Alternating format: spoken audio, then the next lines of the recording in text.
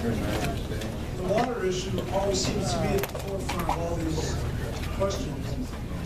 And my understanding is, isn't there actually, once natural gas is burned, isn't there actually a net gain of water? Since the burning of natural gas creates water. Is that true or not true? Who would be best suited? I can take that.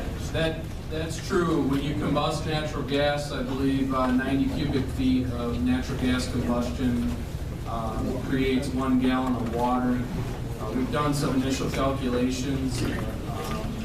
Some of the larger Canna wells up north, yeah, theoretically, well, not theoretical, the combustion of that gas will create the same amount of water that was used to frack it within probably about 3 years. So you do get that exchange, and so it's a net wash. But the rub, I think, for a lot of people is that it's disposed of, and it's disposed of, taken out of one watershed, it's disposed of in ground, and it doesn't necessarily come back to the same watershed that it was taken from. So it goes to the worldwide water cycle, Correct. but not to that particular watershed. That's correct, and that's not unlike vegetables that are grown, water, bottled water. It's not the only industry, but again, that doesn't sit well with a lot of folks.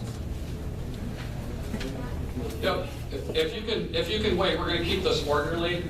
I do not want to get into a debate because we will not get to questions tonight. I'm going to go back and forth between the audience and questions that we're receiving. And I know this has been a big one. We just did a study with MSU on our aquifers in Ottawa County, glacial and the bedrock aquifers. And we are finding that in certain areas of the county, we are actually mining the water. We are using it at a greater rate than it's being replenished.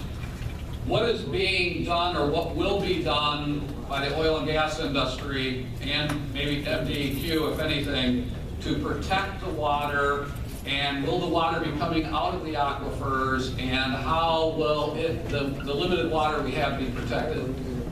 I guess Adam or Richard?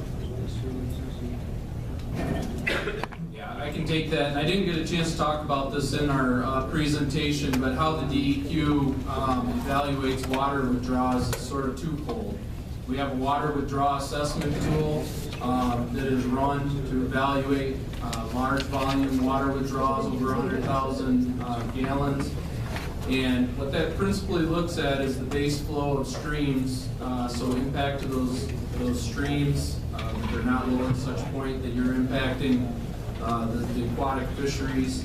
And secondly, if there's water wells in the area, we have a requirement that they place monitoring wells and monitor static water levels, water level drawdowns during and after the hydraulic fracturing operation, over the time when that aquifer is restored and stabilized, rebounds. If there's an adverse impact indicated by the use of that tool, the state doesn't allow those withdrawals. If you're coming up to that adverse impact line, we also require, if it's a caution, if it's anything other than a green zone A or C, we require what's called a site-specific review, where the company has to provide more detailed information to ensure that that there's not going to be impacts to those aquatic resources. In addition to that, we have the ability to require additional hydrogeological investigations, aquifer pump tests. Quite often we don't have to do that because it doesn't show that there's an impact. But in this case, if you're in an area and it's known that you've got some water shortage issues and studies going on, that's a prime area where you would probably have to consider requiring some of those extra tests to ensure that you're not going to cause an adverse impact to that groundwater. And who would request that, the local unit or the property owner? Well, the state of Michigan would require it. Okay, you would require it, okay, thank you. That's not quite everything. All the permits that we've seen permitted, some of them required, use the water withdrawal tool, they continually failed, and then even though there's quote a site-specific review, it doesn't actually require, like it sounds, a person going out and looking at the site. And we've seen those site reviews, and there's no explanation given. They are just then approved anyway, even after failure. And the water withdrawal tools has come under attack from a lot of different quarters now. The number one thing is that it's not looking at cumulative impacts at all. So you can keep taking water out of that same spot over and over and over again, and it's not adding anything up. So it's pretty much a nothing burger. Both of those statements are inaccurate. We don't issue water withdrawals that have adverse impacts. And the water withdrawal assessment tool absolutely does consider the cumulative impacts on a watershed. The DEQ Water Resources Institute Resources Division monitors all of the registered withdrawals in a watershed, and they also keep the oil and gas withdrawals also within the watershed, and they compare it whenever there is any new withdrawals proposed. To me, that meets the definition of cumulative impact.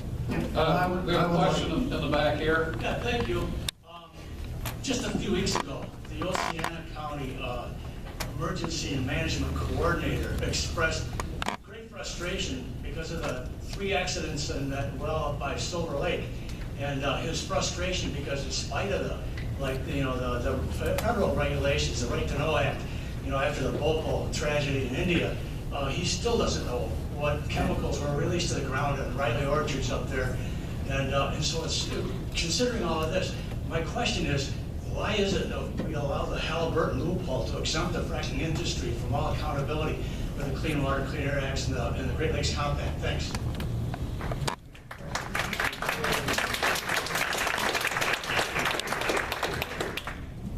Well, we are not exempt from those rules. There are specific areas in those laws and all that address oil and gas. We are accountable to that. I'm not aware of the incident you're talking about, so it's hard for me to comment about that. Oilandlion.org online.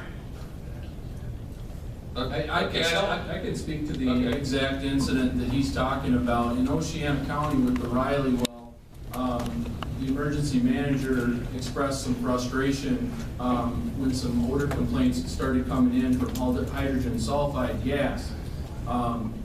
He was on site with our staff during those investigations of those complaints, and I think his frustration was he kind of didn't know that was coming and that there could be increased cooperation with your local emergency preparedness officials.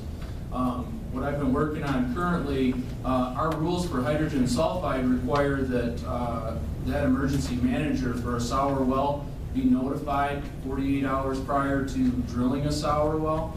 The problem in my mind is that there might be some time distance between when that well is drilled, and again, it's been noted that when you drill a well, the drill rig comes off it, and sometime later, the completion crew comes in to perform hydraulic fracturing. So in this case, there's a lag time between the time that it's drilled and the time that crew comes in. And in my mind, I'm in agreement that the important thing I think that we see is the flowback period. With the well that we've seen in Ionia and the well that we've seen in Oceana, if you're going to get hydrogen sulfide vapors, it's going to be during that flowback period. So it occurs to me that it would be a good idea to not only have coordination with your emergency manager 48 hours prior to drilling, but it would behoove companies to talk to the same environmental manager prior to flowing back that well, because that's when concerned citizens are smelling rotten eggs. They understand that hydrogen sulfide can be dangerous to their health, toxic, that those emergency managers should be aware that that flowback operation is coming back. So those are discussions that we're having right now, and it largely comes out of frustrations expressed, as the gentleman pointed out. And for the questions, I am watching hands, so I know this gentleman's had his hand up. I'm going to go to him, Aaron, if you can take the mic there. First of all, thank you everyone for your presentations. I'm particularly concerned with who's responsible for protecting the local citizens, particularly those who are signing these leases we learned about. It seems like no governmental body is responsible for properly informing landowners about all the risks that they're taking. Also, the potential breach of those mortgages on those homeowners. Is there anyone responsible for that? My other concern is for the workers on site. I know that most of the processes, the trucking companies, the drilling companies, the hydraulic fracturing companies, I don't know which regulatory body is responsible for making sure that they're properly protected and informed about the dangers, as you mentioned, hydrogen sulfide, the other volatile organic compounds on site. Who's responsible for that? And then as well as for the township officials, as we know, there's many township officials here who need and are asking for information. Thank you also for coming here and learning more. We're personally working with many local officials in Kent County as well. But is there any responsibility for informing them as well about all the potential negative impacts that they should be prepared for by either the state or federal or anyone?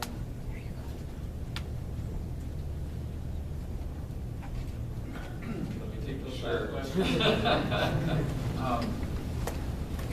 Well, initially, I'd like to say that we have these area geologists that look out for citizen interests. Like I said, we've got them tethered with phones. Citizens can call them directly. They can call our P's line if they suspect that something is afoul, they're smelling something, and we respond to those all the time. And I know our geologists spend a lot of time in people's homes going over things in greater detail, explaining risks and exposures and what's going on out there. I think we saw a great service that Curtis Daly and MSU Extension does in protecting the landowner. Frankly, the Supervisor Wells does not have a lot to do with the leasing end of things unless we're involved in the compulsory pooling process. If a company gets all their land leased up, they can pretty much come to us with a full drilling unit and proceed. So I think the service that MSU Extension is doing, getting the word out, I know they're doing a lot of these talks, get the word out about negotiating a lease, and I don't think anybody, to my knowledge, is out there doing that like they are doing that. To kind of answer a couple of the questions that you had and the other previous person as well, that kind of plays into that. As far as who's responsible, one would think that the DEQ would be responsible. But in the last couple of months, last fall, we discovered that actually several tanker truck full of flowback fluid was put on northern Michigan roads, and we, Bad Michigan Fracking that is, notified, well, I personally called the Coast Guard and the National Response Team, and then I also called the EPA. I filed a spill report. And it turns out with the EPA, well, guess who's really regulating that? The DEQ. And I said, well, the DEQ actually authorized it. Now who do I go to? And they, threw up their hands. Just a month ago in Benzie County, another incident, pretty major incident, has also happened. And some residents in Benzie County, Carla and Brian Black, Brian noticed the brine, supposedly brine spraying. He worked in the oil fields. He knows what brine and what oil looks like. He said this stuff is really thick. It's really not brine. It's burning his nostrils. They went back and saw it. They reported it. They reported it to the Benzie County Road Commission. They got test results showing BTEX levels sky high, 28 times, 1,000 times bigger than in toluene, and 28 times the recommended for benzene. And the DEQ sat on this information. I don't know, who was supposed to be tethered at that time, but there's, and then when I contacted the DEQ to find out what they're going to do about it, again, there's no response. We keep hearing from them that they're on it, that they're regulating, that they're careful. But the thing I wanted to bring up is that the contamination record in Michigan is actually not like what they say. In 1995, the DEQ, Oil, Gas, and Minerals Division, stopped keeping a list of all the oil and contamination sites. This used to be called as the SAP list. This information comes from Dr. Christopher Grobel, who's with Grobel Environmental. I highly recommend to any township or city or county to bring Dr. Grobel to him. Unlike me, I'm free. I paid my entire way here. No one's paying me to do this. I'm a volunteer. Okay, let me. I will. In 2001, a study was done of 187 of the 2,842 sites, known sites of environmental contamination were due to oil and gas extraction. 25% of them contaminated drinking water, 21% took no action, only 2% were cleaned up. So that's who is responsible, nobody. Yeah, I'd definitely like a rebuttal to some of that. I mean, there's too voluminous to go after, but somehow this has turned into a little bit of a personal attack. But the interesting thing that you just heard there is that everybody was called except for the DEQ on these complaints, but the DEQ is investigating that incident. And the other thing that they don't explain is that in 1983, the supervisor of wells proposed a phase out of using produced water from the oil and gas industry for brine spreading, for dust control and ice control. The county road commissions quickly formed a coalition of government that took us to task in court, and the supervisor of wells lost that. And so the road brining, the use of production fluid from road brining has stood and is allowed. If they meet certain parameters, they're allowed to put it on the road. So this is an instance where in Benzie County here recently, recent development last week, there was material put on roads, and we're investigating whether or not that was appropriate. The Office of Oil, Gas, and Mineral approves the analytical that authorizes the wells that can be used as a source. The trucking company that either disposes of that or spreads it on the road is required to have separate vessels. So we have an ongoing investigation, and right now we're trying to determine whether or not equipment was used for dual purposes, which shouldn't be used. It would be a violation of the DEQ Water Resources Division rules. There's separation of government there. That's Water Resources Division. That's not supervisor of wells. And if wells that were commingled there that shouldn't have. In other words, wouldn't have met those parameters. The SAP list, Dr. Grobel's, that gets drug out quite often. That is an old database that went down due to FoxPro. It was software problems, but certain people get a lot of mileage out of that. But interesting enough, on my very desk, I have the metadata behind that whole thing because it was also contained in our image viewer. So we have that. Despite how that was submarined and lost forever, I have it. Well, you post it on your website in its entirety. Okay, I'm going to drop this one, move on to the next question.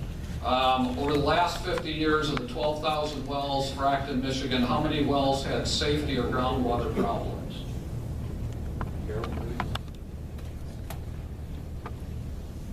Boy, exact statistics.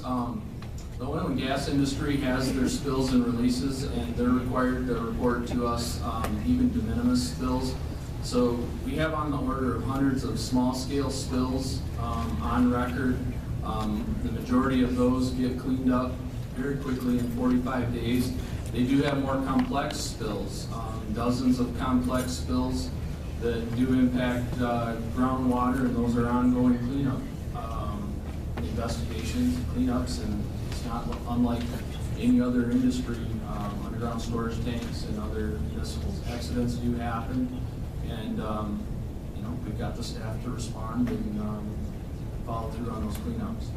You can post those on your website. I would like to comment, though, that hydraulic fracturing, I don't believe has caused any of those. Those are other issues associated with the oil and gas industry, but I don't believe not one has been caused by fracking. That's correct. The the impacts are not related to hydraulic fracturing, they're related to conventional oil and gas, and usually related to incidental surface spills.